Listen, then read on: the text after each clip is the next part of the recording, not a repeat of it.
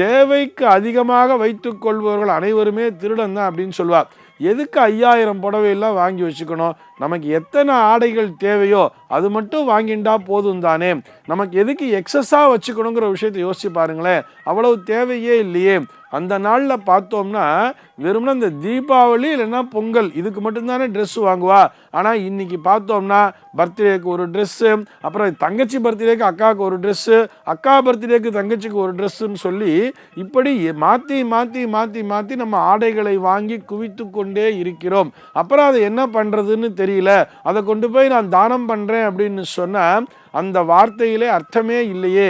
நம்ம தானம் பண்ணணும்னு நினச்சா புதுசாகவே வாங்கி எல்லாருக்கும் கொடுத்துடலாமே. நமக்கு பர்த்டேன்னா நமக்கு ட்ரெஸ்ஸு வாங்கிக்கிறத விட அந்த ஆதரவற்ற குழந்தைகளுக்கு ட்ரெஸ்ஸை வாங்கி கொண்டு போய் கொடுக்கலாம் இல்லையா. புதுசாக வாங்கி கொண்டு போய் கொடுப்பதில் தான் முழுமையான பலன் என்பதே இருக்கும்.